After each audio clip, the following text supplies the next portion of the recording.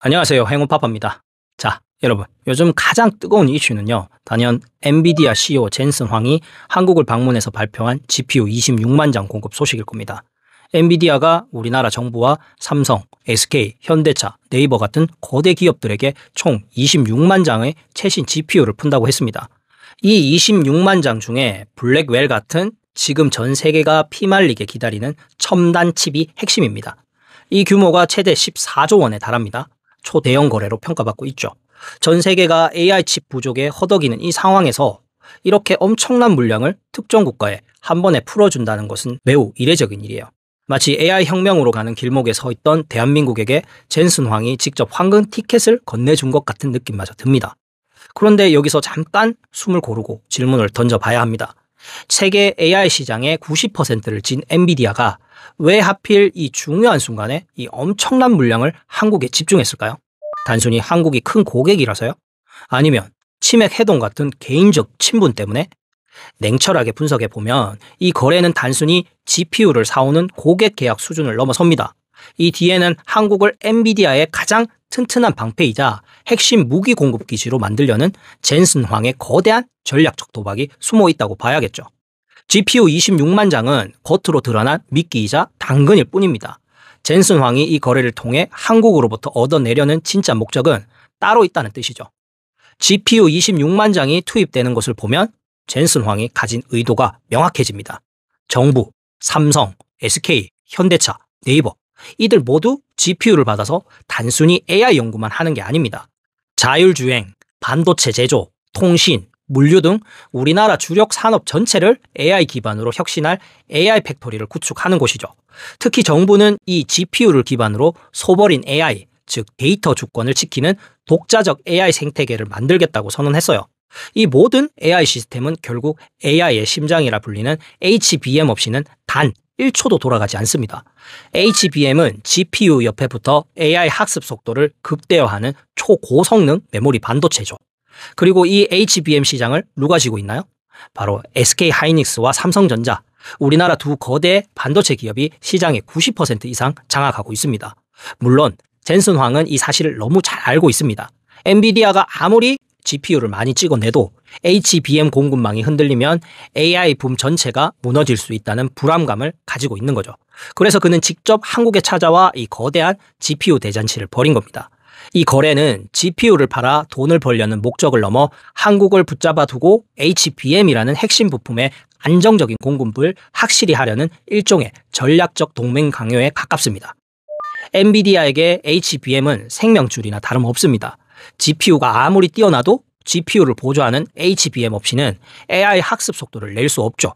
그런데 이 HBM 공급은 오직 한국의 삼성전자와 SK 하이닉스라는 두 거대 기업에 사실상 의존하고 있습니다. 젠슨 황의 입장에서 가장 무서운 것은 HBM의 공급 부족이나 기술 표준의 이탈입니다. 지금처럼 전 세계가 AI 인프라 구축 경쟁을 벌이는 상황에서 HBM 하나라도 문제가 생기면 엔비디아의 독점적인 지위가 흔들릴 수 있죠. 결국 젠슨 황의 GPU 26만 장 공급은 한국의 기업들의 HBM 경쟁을 과속화시키려는 정교한 전략입니다. 젠슨 황은 삼성전자와 SK 하이닉스에게 각각 GPU 5만 장씩을 배분하면서 이렇게 말하고 있는 것과 같아요. 너희는 이 GPU를 받아서 AI 팩토리를 지어줘. 그리고 여기에 들어갈 HBM을 우리에게 가장 빠르고 가장 안정적이며 가장 혁신적인 기술로 공급해줘. 경쟁은 필수야? 라고요. 이 거래는 삼성과 SK 하이닉스 간의 HBM 경쟁에 공식적인 불을 지른 것이나 다름없습니다. 특히 SK 하이닉스는 지금까지 4세대인 HBM3와 최신 5세대인 HBM3E 초도 물량의 상당 부분을 엔비디아에 독점적으로 공급하며 시장을 선도해 왔습니다. 하지만 이번 26만 장 물량에는 삼성전자 역시 블랙웰용 HBM3E 공급을 공식화하며 강력하게 추격하고 있습니다.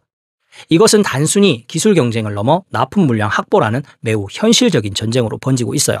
GPU 26만 장에 들어갈 HBM의 총량은 무려 200만 개 이상으로 추산되는데요. 이 엄청난 물량을 누가 더 많이 가져갈 수 있느냐에 두 회사의 향후 몇 년간의 매출과 시장 점유율이 달려 있는 겁니다.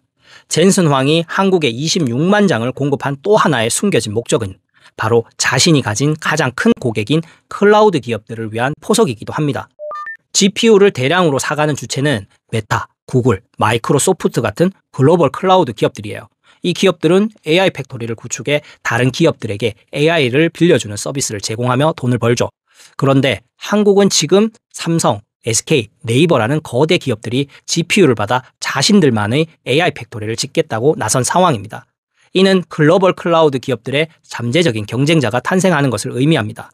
젠슨 황은 이 한국의 AI 팩토리가 잘 성장할 수 있도록 GPU를 지원하면서도 이들이 결국 엔비디아의 GPU와 소프트웨어 생태계를 벗어나지 못하게 묶어두는 전략을 구사하고 있는 겁니다. 이것이야말로 AI 시대를 지배하려는 엔비디아의 영원한 종속 전략인 셈이죠. 결국 엔비디아의 GPU 26만 장 한국 공급은 젠슨 황이 한국의 HBM 공급망을 안정화하고 기술 경쟁을 촉진시키기 위해 던진 승부수였어요. 이로 인해 삼성전자와 SK하이닉스 간의 HBM3E 및 HBM4 개발과 납품 경쟁은 이제 피할 수 없는 정면 대결이 되었습니다. SK하이닉스는 HBM 시장의 초기 주도권을 잡았고 삼성전자는 막대한 생산력과 파운드리 역량을 결합해서 맹렬히 추격하고 있습니다. GPU 26만 장이라는 거대한 물량이 국내에 깔리는 상황은요. 두 회사 모두에게 놓칠 수 없는 황금 기회인 동시에 지면 안 되는 생존 경쟁입니다. 이 경쟁의 최종 승자를 가르는 기준은 뭘까요? 단순히 기술력만으로는 부족해요. 엔비디아가 원하는 것은 가장 예측 가능하고 안정적인 대량 공급 능력입니다. AI 팩토리를 짓는 기업들은 GPU를 샀다고 끝이 아니에요. 필요할 때마다 HBM을 원하는 만큼 즉시 공급받는 것이 핵심이죠. 결국 생산 능력을 누가 더 안정적으로 보여주는가가 젠슨 황의 최종 파트너를 결정할 것입니다.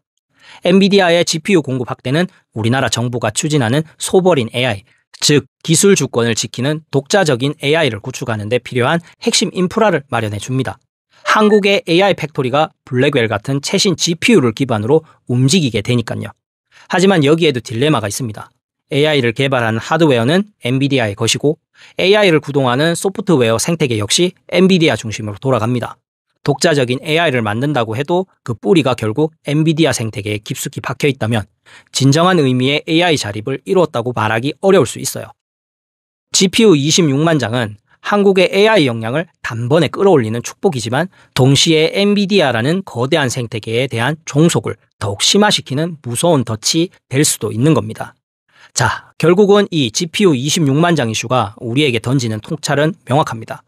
AI 시대의 진짜 주도권이 핵심 부품을 공급하는 자에게 있다는 사실입니다. 대한민국이 AI 혁명의 주인공이 되려면 HBM 기술의 우위를 절대 놓쳐서는 안 됩니다. 그리고 한국 기업의 미래는요, AI 칩 제조와 클라우드 서비스의 성공적인 융합에 달렸습니다. AI 팩토리 구축은 제조 강국 한국의 혁신 의지 그 자체죠. 결국은 젠슨 황의 도박은 삼성과 SK하이닉스에게 실시간 없는 경쟁을 강요했습니다. 이 경쟁이야말로 엔비디아에게 가장 안정적인 HBM 공급망을 보장해주는 보이지 않는 방패가 될 겁니다. 26만 장의 GPU는 한국을 시험대에 올린 겁니다. 기회를 발판 삼아 대한민국이 AI 혁명의 종속자가 아닌 핵심 동력원으로 자리매김할 수 있을지 우리는 삼성과 SK의 경쟁을 주목해야 할 것입니다. 오늘 이야기는 여기까지입니다. 다음에도 세상의 이슈를 쉽고 재미있게 풀어드리겠습니다. 영상이 유익하셨다면 좋아요, 구독, 알림 설정으로 함께 해주세요. 저는 이슈와 이슈 채널의 행운파파였습니다. 감사합니다.